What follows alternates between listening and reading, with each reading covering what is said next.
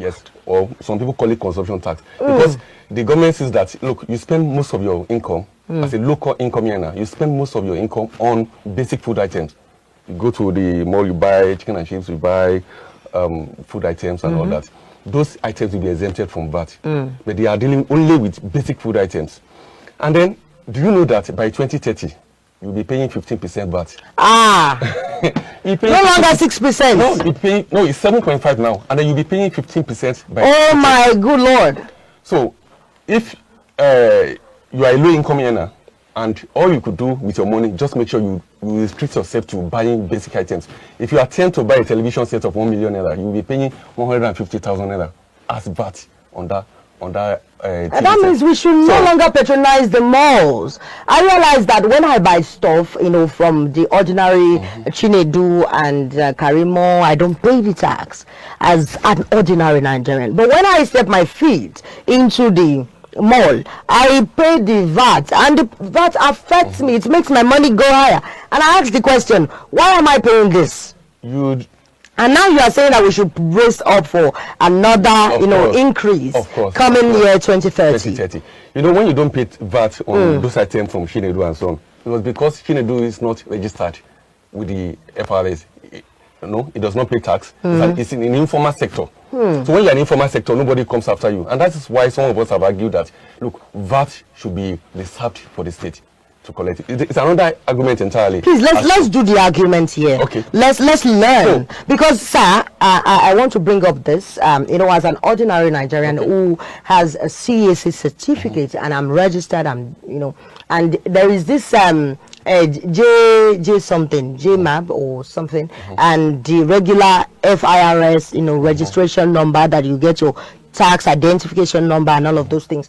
And I sometimes, as a Nigerian, we feel like, okay, since I've registered my my limited or my ordinary business, am I mandated to go register or get my TIN, which is the tax identification number? Because I've come to realize that a lot of people have CAC registration but no TIN. So please help us, simplify that to our own understanding. We are laymen, so we need to know, like you just mentioned, and the major challenges that we need to know about the LIRS and the FIRS, like you want to bring it up. Nigeria is a federal system. All right, sir.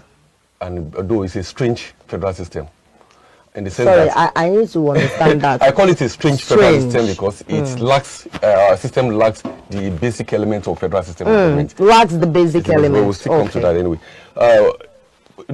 The fact that you registered your company with the Corporate Affairs Commission does not exclude you from paying tax. Of course, you get your TIN, and TIN is regulated by the FRS and the State Inland Revenue Service too.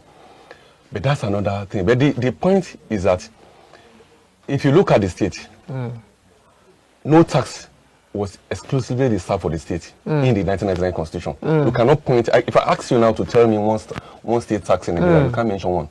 Yes, because we are not aware of it. All states belongs to the federal in Nigeria, and that's why I call it a strange federal system. So coming to the issue of VAT.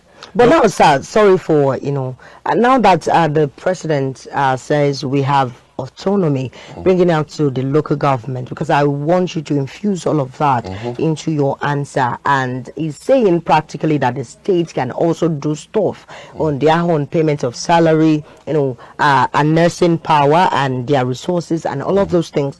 Is it that we are not going to get a new face of this whole thing? You see, we are not there yet.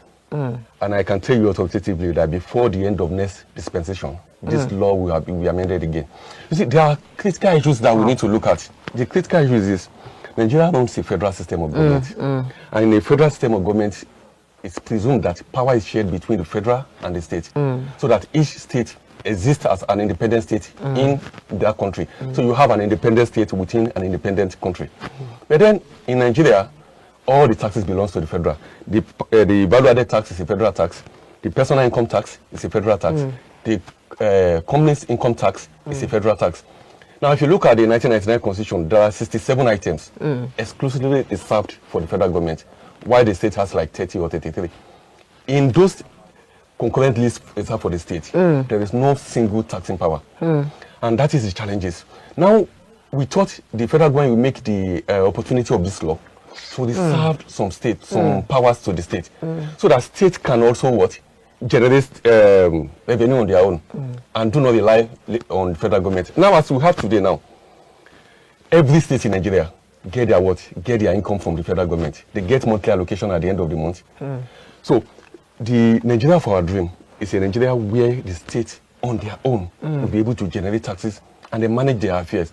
Let me tell you, if the federal government stop giving federal allocation to the state, no state will survive. Maybe Lagos will survive. Ogun governor once said this some months ago.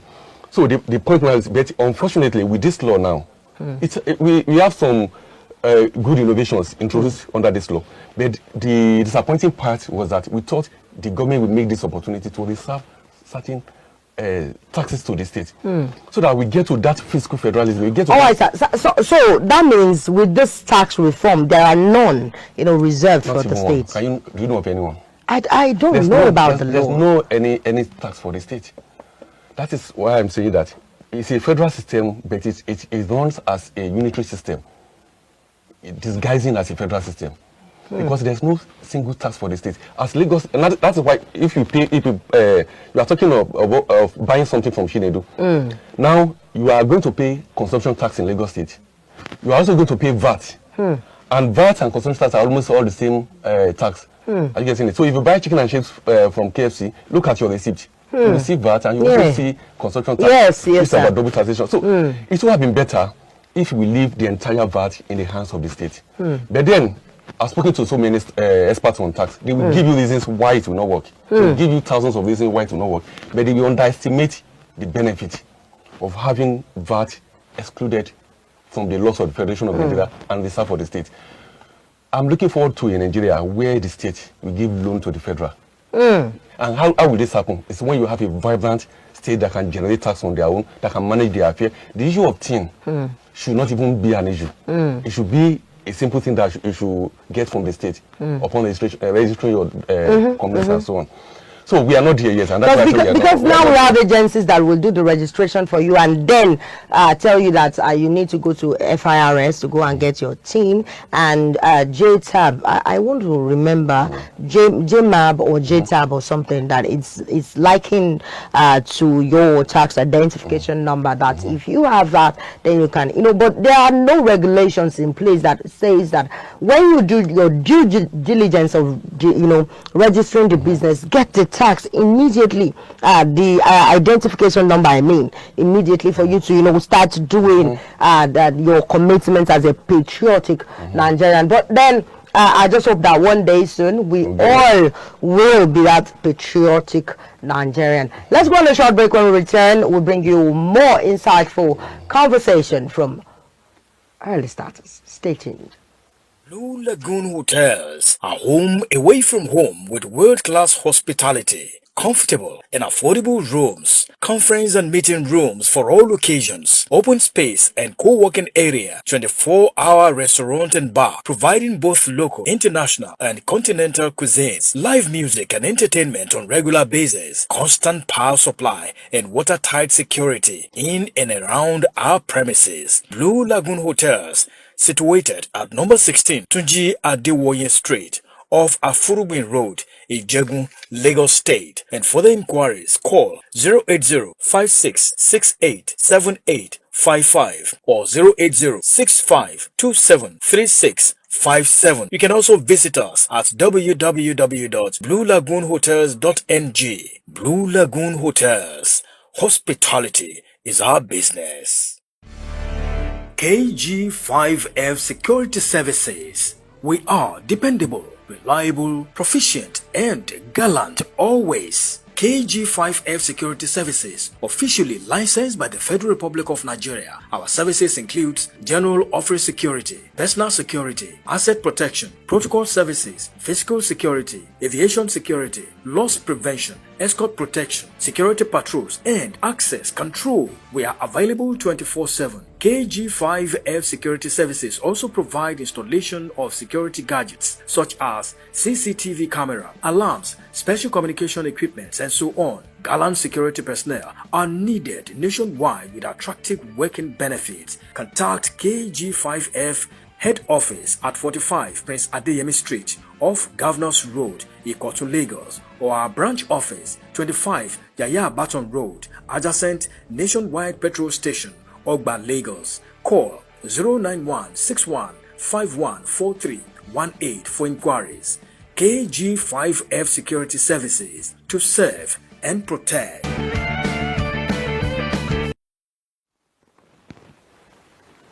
Welcome back. You're still watching Early Starters, and you know that Dr. Kolawole Oyeko made a very, very interesting statement, and that statement is that our kind of federalism, lacks the basic elements of a federal system. And I begin to ask that, sir, can you please expatiate that our kind of federalism, because I've heard someone said also that okay, we adopted the US parliamentary system, but this is but this is not what they are doing. Now you're bringing the governance aspect of Early Starters into tax reform. Can you please expatiate? So while he's expatiating, phone line is open for you to join the conversation, and the topic remains tax reforms 2026, legal insight on the NRS transition. The number to call is 0903-539-8622. I take it again, 0903-539-8622. Please join the conversation, and Dr. Oyeko is ready to answer your questions. Sir. Yes. On the issue of the federal system. All right, sir. Let's break it down now. Yes, sir. To a layman's level. The federal system, we talk of a system where there are national and subnational units. So you have the federal and you have the other subnational government. It might be 2 or 3. In the case of Nigeria, it's 3. We have the federal, the state, and the local government. So the idea behind the federal system of government is that each of these units, both the national and the state, will be independent on their own. They can manage their affairs. They have their own taxes. Although with a little control from the federal, but they are independent states existing within an independent state. But in the case of Nigeria, now let's go back to the US. In the US, the states in the US are almost independent. Almost absolutely independent. Let's look at the issue of VAT that I mentioned. There's no VAT in the US, but there's sales tax. And each state manage their own sales tax. In fact, some states do not even have sales tax at all. But in Nigeria, what do you have? You have a federal system where all powers belongs to the federal government, with nothing left for the state. Public holiday is to be declared by the federal government. All taxes that you know in Nigeria belongs to the federal government. Natural resources belongs to the federal government. Petroleum resources, everything that you can mention belongs to the federal government. And none to the states. None to the states at all. And then how do you just survive? You have 36 states in Nigeria. At the end of the month, each of the states in Nigeria goes to Abuja to collect monthly allowance. They come back, they pay their salary staff, they do some the current and capital expenditure, and that's all. They wait for the month end again. And they go every month like a student going to collect handout or monthly allowance from the federal. So that's what has been going on. Now, do you know that as we speak now, between 1999 to 2024, there are 40 proposals before the National Assembly for the creation of additional 40 states. Some of these states will come into effect very soon, Ijebu states and so on. So when you have these states joined to the 30 states, I think you're happy about that. So when you have these states along with the 30 states that you have, what happens to them? They all rely on what? The federal government for survival. And that, how do you have a development in your country as a sort of this? So we look forward to having a state that will be independent, vibrant and independent, that will not rely on the federal government for survival. Let me tell you today, if the federal government stop giving allowance today, if the federal government is broke, the states are broke too. If they have money at the federal, there's money at the state level too. So they all rise together and they all fall together. So we are looking forward to a state where the state will be independent, manage their affairs, and be able to pay. In Ethiopia, there's merger of states. Yes.